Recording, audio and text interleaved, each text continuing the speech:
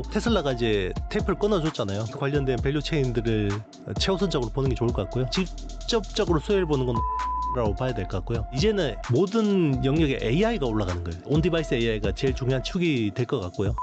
이나 같은 회사들이 좀 수혜를 볼 수 있죠.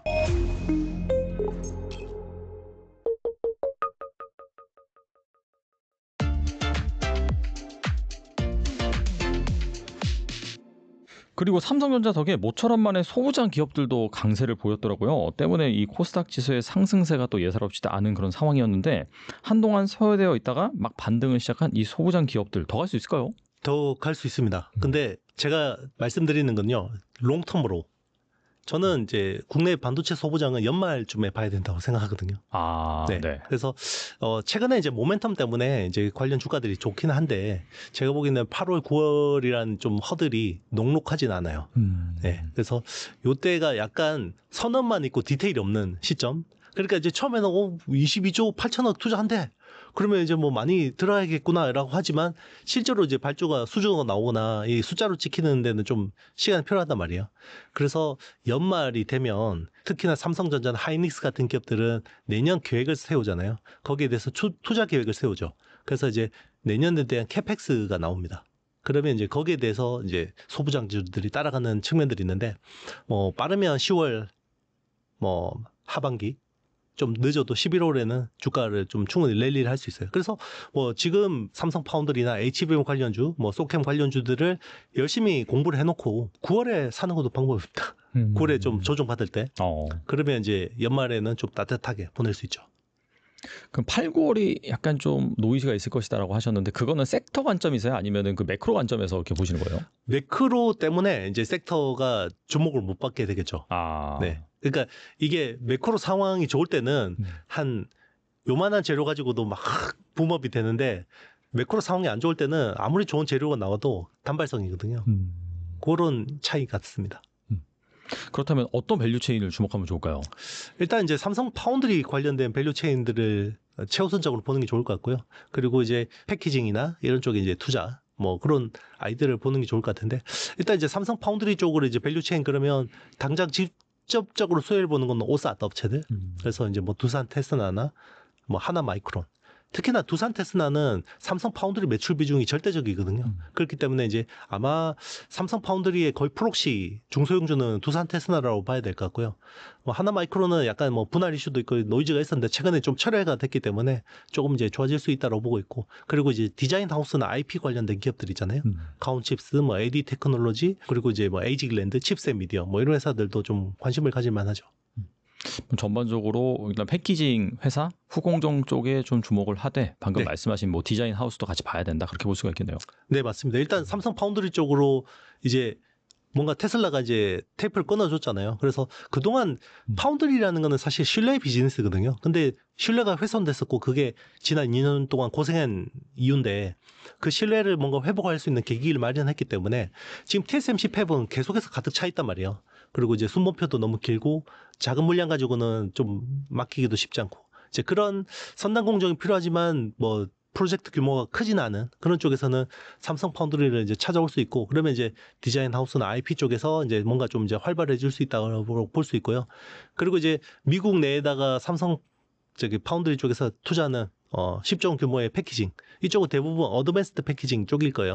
뭐 그런 쪽은 뭐 국내에서 우리 어드밴스드 패키징 이야기하면 항상 나오는 회사가 한미반도체, 이오테크닉스, 제반 장비를 하는 PSK 홀딩스 뭐 이런 회사들은 뭐 관심 가져볼 만한 것 같습니다. 그리고 미국 반도체 기업 인텔이 이 경영난으로 대규모 구조조정을 단행하면서 유리기판 연구 개발 중단과 사업 철수를 검토 중이다라는 보도가 나왔거든요. 만약에 인텔이 이 유리기판 사업을 접으면은 우리나라 기업 뭐 SKC라든지 삼성전지, LG 이노텍 이런 국내 기업들이 반사이익을 볼 수 있다라는 얘기가 나오는데 어떻게 보고 계신가요? 네, 반사이익을 볼 수 있을 것 같아요. 그러니까 인텔이 사실 2023년에 유리기판이라는 거를 가지고 나서 시장의 관심을 확 끌었고 사실 이쪽으로 불을 지핀 거거든요. 그래서 인텔이 한다고 하니까 AMD도 한다고 그러고 뭐 최근에는 이제 엔비디아까지 막 TSMC하고 같이 이야기를 많이 했었는데 일단 인텔이 원래는 자체 라인을 꾸리려고 했어요. 그러니까 이제 자기네들을 칩에다가 패키징 할 때 쓰려고 하는 건데 자체 그 유리기판 라인을 그 구축하려고 했었거든요. 그러니까 내재화 라인이죠. 그리고 이제 그 일부는 또 외주 조달을 받으려고 했죠. 그래서 우리 입장에서는 그래도 인텔이 좀 이원화 과정이나 이런 쪽에서 우리가 뭐 좀 수혜를 볼 거라고 생각했는데, 그러면 인텔이 자체 라인이 없어지면 거기 우리가 이제 상당 부분 담당을 하게 될 가능성이 높아지는 거고요. 기회가 있는 거고, 특히나 이제 미국에다가 팹을 깔았던 뭐 SKC 앱솔릭스 같은 회사들은 좀 이제 가능성이 있다라고 봐야 되는 거고요. 또 하나 이제 인텔이 그 사업을 정리하면서 고급 인력들, 유리기판 관련된 인력들이 있잖아요. 그런 쪽에 이제 핵심 인력들을 우리가 또 데려올 수 있는, 유치할 수 있는 그런 가능성이 생긴 거죠. 그런 측면에서 우리한테는 나쁘지 않다. 그리고 최근에 좀 디스플레이 업황 자체도 굉장히 좋아지고 있잖아요. 그래서 이게 유리기판하고 디스플레이가 사실 다른 아이템이라고 보이지만 사실 거의 하는 회사가 겹치거든요. 그러니까 기존의 디스플레이를 하는 회사들이 새로운 성장 동력으로 먹거리로 이제 유리기판 쪽을 많이 이제 컨택을 하는데, 최근에 이제 그 어떤 BOE하고 그 삼성 디스플레이하고 뭐 특허 이슈 소송 있었지만, 맞아요. 네, 그런 쪽에서 이제 미국 내 시장에서 뭐 우리 디스플레이가 좀 더 이제 우위를 차지할 수 있는, 그리고 이제 이번에 테슬라의 패키지 딜에서도 삼성 디스플레이의 OLED를 테슬라 쪽에 납품하게 될 가능성이 높아졌거든요. 그러면 이제 캐시카우가 좀 든든해지면서 신규 사업까지 좀 뭐 된다 그러면 이게 선순환 구조가 되잖아요. 그동안에는 디스플레이 업황이 안 좋은데도 계속 신규 사업에 투자를 해야 되는 상황이기 때문에 재무적인 부담이 컸는데, 이제 그런 것들이 좀 해소될 수 있는 상황이 생긴 거고, 그리고 이제 시장 전반적으로 이제 인텔이라는 회사가 뭐 자체 생산을 포기하게 되면서 좀 우리가 또 반사이익을 누리게 되는 측면도 있는 거죠. 그 유리기판 사업이 인텔이 포기한다라고 해서 축소되는 건 아니고 더 상정할 룸은 확실히 있다라고 볼 수 있는 건가요? 그렇죠. 이제 인텔이 향후에는 자기네들의 CPU에다가 패키징 할 때 유리기판 쓰긴 써야 돼요. 이거는 이제 유리기판이라는 패널 자체가 뭐 어떤 방열이라든지 전송 속도라든지 이런 데서 메리트가 있는 것도 맞는데, 이게 또 이제 나중에 실리콘 포토닉스라는 이제 기술들이 적용이 되면 유리기판이 또 이제 굉장히 메리트가 있는 측면들이 있거든요. 그리고 지금 우리 지난 시간에 말씀드렸지만 소우X 같은 그 웨이퍼 단계의 패키징이나 아니면 패널 단계의 패키징이나 이런 것들을 하려면 기존의 PCB 같은 경우는 그 어떻게 보면 단차라고 해야 되나, 이 유니폼미티가 안 나와요. 그러니까 패널 크게 만들면 이게 휘거든요. 구부러져요. 이렇게. 그러면 이게 패키징하기 되게 힘들어지는데, 유리 같은 재료는 물성 자체가 굉장히 매끈하거든. 그 단차가 별로 없어요. 그래서 이렇게 패널 크게 만들 때는 유리 기판 또 메리트가 있죠. 그리고 최근 업계에서는 또 유리기판보다 유리 인터포저 쪽에 무게가 또 옮겨지고 있다라는 얘기가 나오는데, 유리 인터포저는 또 무엇이며 이거 더 주목받는 이유가 뭘까요? 일단 우리가 코워스라고 하는 기술을 중심으로 봐야 되는데요. 이제 GPU라는 게 있고 HBM이라는 게 있잖아요. 요게 2.5D로 패키징 연결되잖아요. 그러면 GPU 칩하고 HBM을 요 연결하는 그 바로 밑에 있는 패널 같은 판이 인터포저예요. 근데 기존에는 뭘로 쓰냐면 실리콘 소재로 씁니다. 반도체 칩하고 똑같은 소재예요. 그래서 어떤 식으로 하냐면 TSMC 같은 경우는 위에 GPU 같은 경우는 자기네들 생산하잖아요. 그게 보통 이제 3나노 뭐 2나노 수준이잖아요. HBM은 하이닉스한테 받아오잖아요. 요걸 가지고 패키징 할 때 UMC라는 회사, 그 대만에 있는 TSMC에 이어서 이제 큰 그 파운드리 회사인데, UMC한테 요 실리콘 인터포저 패널 받아와요. 그거를 가지고 이제 패키징을 하거든요. 그리고 이제 제일 밑에 들어가는 패널이 플립칩 BGA라고 해서 기존의 플라스틱 기반이거든요. 위에 있는 실리콘 인터포저를 유리로 바꾸는 거는 유리 인터포저. 그 밑에 있는 플립칩 BGA를 유리 기판으로 바꾸는 거는 유리 코어 기판이라고 해요. 그래서 글래스 코어 기판이라고 하거든요. 그래서 두 개가 좀 다르죠. 정밀도 측면에서는 유리 인터포저가 훨씬 더 정밀해야 되고요. 선폭이라든지 라인 앤 스페이스가 훨씬 더 디테일해야 되는 거고, 대신에 밑에 있는 플립칩 BGA를 대체하는 글래스 코어 기판 같은 경우는 라인 앤 스페이스 같은 경우는 좀 유리 인터포저보다는 좀 덜한데, 요거를 복층으로 쌓아야 돼요. 그러니까 플립칩 BGA라는 게 사실 복층 구조거든요. 그래서 이제 그런 부분에서 좀 어려움이 있죠. 그래서 최근에는 글래스 코어 기판을 좀 상용화를 하려고 했더니 레이어 단에서 이게 통신을 하려고 하니까 중간에 TGV로 구멍을 뚫고 고리를 채우는데 여기서 내구도가 안 나오는 거예요. 그래서 수율에서 많은 문제가 있어서 요건 좀 어렵겠다. 지금 그런 식으로 이제 이야기가 나오고 있고, 대신에 유리 인터포저는 한계층이잖아요. 그러다 보니까 이제 좀 정밀하게는 만들 수 있는데 대신에 이제 적층하는 그런 기술은 아니기 때문에 조금 더 이쪽이 빠르다 이렇게 보는 것 같아요. 그리고 이제 웨이퍼 자체가 굉장히 이제 인터포저용 웨이퍼 수급 자체가 좀 어렵다 보니까 유리 인터포저로 좀 바꾸려는 니즈도 있는 것 같고요. 가격도 좀 싸고. 네. 우리나라 기업들이 잘 할 수 있을까요? 그렇다면? 일단 삼성전자에서 설계는 직접 하고 있고요. 그러니까 공정은 삼성전기한테 아마 맡길 것 같아요. 그래서 삼성전기는 원래 글래스 코어 기판 쪽을 이제 좀 드라이브를 많이 걸었었고, 그리고 이제 SKC 앱솔릭스도 글래스 코어 기판 쪽을 많이 신경을 쓰고 있었는데, 최근의 트렌드는 TSMC나 삼성 파운드리에서 인터포저 쪽으로 좀 초점을 맞추다 보니까 이제 모든 기술 트렌드가 다 그쪽으로 좀 흘러가는, 쭉 당겨가는 그런 느낌 같습니다. 그리고 최근 삼성전자가 일본 히타치의 가전사업부를 인수할 것이다라는 그 기사가 나왔습니다. 이에 앞서서 이 미국의 디지털 헬스케어 회사 젤수를 인수한다고 밝혔는데, 작년부터 보면은 레인보우 로보틱스, 시멘틱 테크놀로지, 플렉트 그룹 등 다양한 기업을 이 M&A 하고 있습니다. 이 삼성전자가 M&A로 그리는 큰 그림 무엇일까요? 결국 AI입니다. 네, AI를 하기 위해서 AI에 필요한 서비스 관련된 기업들을 모으는 거고요. 그리고 이제 삼성은 사실 지금 자체 거대 모델은 없잖아요. LLM을 하는 회사는 아니기 때문에 결국 삼성이 가지고 있는 제조 데이터나 고객 데이터를 기반으로 서비스를 만드는 게 되게 중요하거든요. 그러기 위해서 이제 피지컬 AI라고 하죠. 결국은 가전. 히타치 같은 회사들을 인수하는 거는 지금 가전 사업에서 무슨 부가가치가 있겠어요. 그 가전에 결국 AI가 올라가는 게 중요한 거죠. 그래서 그걸 이제 삼성은 하려고 하는 거고, 거기서 이제 또 여러 가지 콘텐츠들이 필요하잖아요. 그러려면 헬스케어 쪽이나 아니면 여러 가지 기술들을 가진 회사들을 가져오려고 하는 거고, 제가 보기에는 정말 중요한 딜은 이게 지분 투자가 될지 아니면 인수합병이 될지는 모르겠습니다만은, 결국 나중에 이 AI라는 게 OS처럼 될 거거든요. 그러면 완제품을 만드는 회사들 입장에서는 OS가 굉장히 중요하잖아요.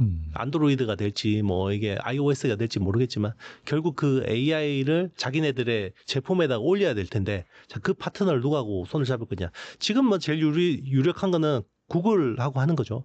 구글 안드로이드하고 워낙 또 삼성이 좋은 관계고, 구글 제미나이 같은 경우도 굉장히 좋은 성능을 내기 때문에 제미나이를 올릴 가능성도 있는데, 멀티 OS를 할 수도 있는 거죠. 그 중에 하나가 이제 예전에 바다 같은 자체 OS를 하고 싶어 하는 니즈도 있을 거고, 그러려면 이제 미국의 약간 세컨 티어에 있는 AI 업체를 지분 투자하거나 인수하는 것도 방법이겠죠.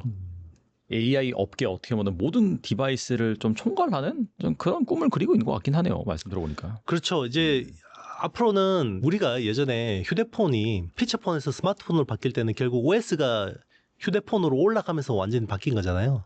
그러니까 이제는 모든 영역에 AI가 올라가는 거예요. TV든 가전이든 자동차든 우리가 쓰는 모든 전자제품에는 이제 AI 기반으로 돌아가게 될 거거든요.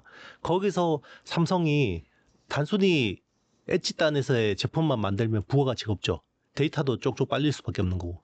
그러면 자기네들이 적어도 미들웨어, OS를 못 하더라도 미들웨어 정도는 해서 자기네들 어쨌든 그 어떤 핵심 데이터들을 계속 쌓아가는 게 중요하겠죠.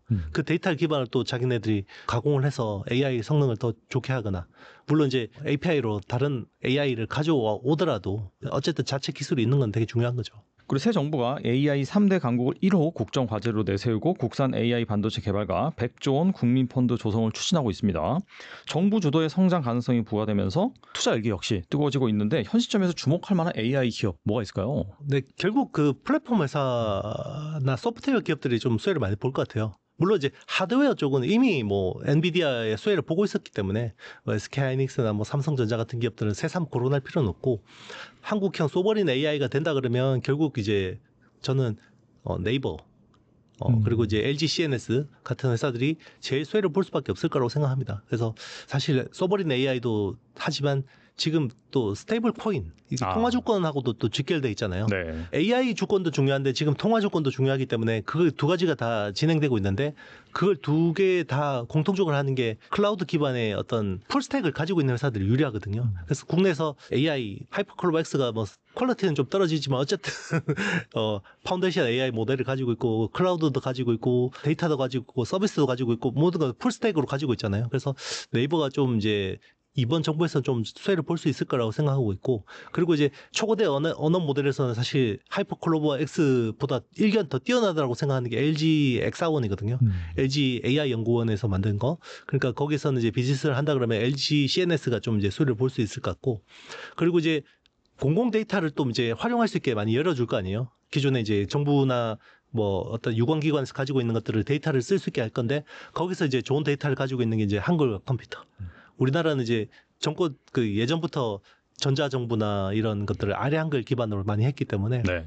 뭐 한글과 컴퓨터, 그리고 이제 금융 데이터 쪽에서는 쿠콘 같은 회사들, 뭐 이런 회사들을 좀 수혜를 볼 수 있을 것 같고, 그리고 이제 소버린 AI를 또 하게 되면 엔비디아 칩을 기반으로 만들 거예요. 그렇지만 우리 기업들의 참여를 많이 좀 요구를 하겠죠. 그러면 이제 한국형 AI 가속기, AI 반도체를 하는 이제 그런 회사들도 유력한데, 지금은 이제 필요서 AI나 리벨리온 같은 회사들이 좀 수혜를 볼 수 있죠. 근데 두 회사 다 비상장이잖아요. 그러니까 상장사로 보면 좀 재밌는 게, 리벨리온 AI는 TSMC 팹을 써요. 그래서 국내에서 VCA라고 하는데, 밸류 체인 얼라이언스라고 하죠. 이게 DSP하고 같은 말인데, VCA는 에이직랜드예요. 그러니까 리벨리온이 좋아지면 에이직랜드가 로열티를 많이 먹는 거고요. 그리고 이제 리벨리온 같은 경우는 삼성 파운드를 씁니다. 근데 여기는 AD 테크놀로지 하고 짓기로 돼 있어요. 그래서 약간 대리전 같죠. 그래서 에이직랜드하고 AD 테크놀로지, 이렇게 TSMC 팹이냐 삼성 파운드리 팹이냐, 여기에 따라 좀 다르고, 설계 능력은 두 회사가 거의 뭐 아주 훌륭합니다. 글로벌 수준입니다. 네. 그리고 AI 혁명의 주식 투자 사이클이 통상 10년이 아니라 절반 수준인 5년 내로 종료될 수 있다라고 말씀하신 걸로 알고 있는데, 그럼 앞으로 얼마 남지 않았다고 볼 수가 있거든요. 뭐 2, 3년 정도. AI 분야에서 가장 유망한 투자처 어디라고 보시나요? 일단 이제 보통 우리가 테크 혁명이라고 하는 사이클은 10년 주기예요. 그래서 10년 동안 그러면 계속 주가가 가냐? 아닙니다. 이게 정점이라는 게 있거든요. 그래서 보통 그 10년의 테크 혁명에서 한 투자의 시계로 보면 정점은 한 절반이에요. 제가 보기에는. 그래서 보통 지난 모바일 혁명도 10년 동안 거의 진행됐는데, 그 투자의 정점은 한 2014년, 15년이었거든요. 그러니까 14년이었어요. 그래서 2019년부터 시작됐다라고 봐서 거의 뭐 한 5년 정도 됐다고 봐야 되는데, 그게 이제 처음에는 인프라 쪽에 막 집중이 됐다가, 이게 이제 소프트웨어 쪽으로 왔다가, 거기 관련된 전력 인프라 쪽으로 왔다가, 나중에는 디바이스 쪽으로 내려오는 이런 사이클을 그리거든요. 근데 2022년 11월에 AI 혁명이 시작됐잖아요. 그러면 투자의 시계로 보면 절반 5년인데 5년 중에 절반이 갔다고 봐야겠죠. 그래서 이제 앞으로 남은 거는 절반을 넘었고, 이제 앞으로 남은 투자 시계로 보면 이제 온디바이스 AI가 제일 중요한 축이 될 것 같고요. 근데 이제 이거는 좀 시간이 좀 더 필요할 것 같아요. 온디바이스 AI가 생각보다 빨리 안 열리더라고요. 근데 이제 지금 AI 소프트웨어 쪽은 이제 뭐 워크로드나 이런 쪽으로 효율하는 거, 뭐 에이전틱 AI하고도 이제 AI 소프트웨어들이 관련돼 있기 때문에 뭐 그런 쪽으로 좀 주목할 만하고요. 요거는 근데 이제 대부분 수혜주들이 미국 쪽에 있어요. 그래서 국내 쪽은 아직까지 인프라 쪽에 많이 머물러 있거든요. 그래서 여전히 AI 인프라 쪽에, 가속기 쪽에 밸류체인 있는 뭐 HBM이나 아니면 지금 전력 인프라 쪽이 굉장히 핫하잖아요. 그래서 전력 인프라, 뭐 변압기, 변전기, 그리고 거기 필요한 원전, 에너지, 뭐 이런 쪽이 이제 지금 계속해서 당분간 올 하반기에는 좀 이제 계속해서 좀 더 이어질 수 있을 거라고 보고 있고, 저는 이제 내년이나 올 하반기쯤에는 이제 어느 정도 조정을 받고 다시 주도주가 형성될 때는 AI 소프트웨어 쪽도 가능성이 있다고 생각하고 있고요. 결국 우리가 이야기하는 DSP나 IP 쪽도 뭐 소프트웨어 쪽이잖아요. 뭐 그런 쪽이나 아니면 온디바이스 AI 뭐 이런 쪽에도 상당한 기회가 있다고 생각합니다. 뭐 온디바이스 AI라고 하지만 결국 피지컬 AI고, 여기서 중요한 건 휴머노이드 로봇 같은 것들도 이제 관련이 있죠. 네, 오늘 나와주셔서 정말 좋은 말씀 많이 해주셨는데, 끝으로 이 영상을 보고 계신 분들을 위해서 한 말씀만 부탁드립니다. 네, 일단 뭐 제가 보는 시장 뷰는 일단 3분기는 저는 좀 이제 되게 좀 생각보다 안 좋을 거라고 봤거든요. 그래서 일단은 3분기, 하반기 좀 이제 녹록지는 않습니다. 근데 제가 원래 그 여기 이제 계속 출연드려서 말씀드린 거는, 이제 그 반도체 사이클이, 그 AI 사이클이 올 하반기, 그러니까 내년에 캐펙스 컷이 올 가능성을 대비해서 이제 하반기에 좀 이제 인프라 사이클이 어느 정도 이제 덜컹거릴 수 있다고 생각했는데, 제 전망을 조금 바꿔야 될 것 같아요. 그러니까 이게 캐펙스 컷이 내년 상반기에 올 가능성은 낮아졌습니다. 왜냐하면 감세 법안이 통과됐고, 감세 법안이 통과돼서 빅테크들의 EPS 총알이 두둑해졌어요. 그래서 아마 그걸 더 쏠 것 같아요. 그래서 제가 보기에는 내년 상반기에도 AI 캐펙스에 대한 부분들은 크게 문제가 없지 않을까. 그러면 하반기에 AI 인프라주 관련주들을 좀 이제 약간 조심해야 된다라는 거는 물론 이제 단기적으로 조정은 있을 것 같지만 제가 생각했던 것처럼 사이클이 끝날 정도로 그렇게 크게 조정은 없을 것 같다라는 좀 생각이 들고 있고요. 그래서 일단 이번에는 이번 조정을 활용해서 좀 이제 그동안 주도주들을 못 담았다 그러면 좀 용기를 내서 조정받을 때 좀 기존 주도주들을 좀 다시 한 번 더 확보를 한다 그러면 적어도 내년 상반기까지는 좀 이제 수익의 기회가 있을지 않을까 생각하고 그리고 이제 주도주가 좀 바뀔 경우를 대비해서 뭐 AI 소프트웨어나 뭐 온디바이스 AI 이런 쪽을 좀 주목하면 좋은데 디테일한 내용은 제 책에 AI 텐베거 투자 책을 좀 활용해 보시면 좀 도움이 될 것 같습니다. 네, 또 얼마 있지 않아서 조정의 가능성, 하반기에 증시가 약간 흔들릴 가능성에 대해서 말씀해 주셨는데 그동안에 이 좋은 주식을 담지 못하셨다라고 한다면은 방금 말씀하신 것처럼 또 책을 읽어보신다든지 아니면 또 강의도 하고 계시니까 거기에서 정말 어떤 기업이 이 AI의 핵심이 될지 그 부분을 한번 살펴보시면 좋을 것 같습니다. 지금까지 이용수 대표님 나와주셔서 감사합니다. 네, 감사합니다.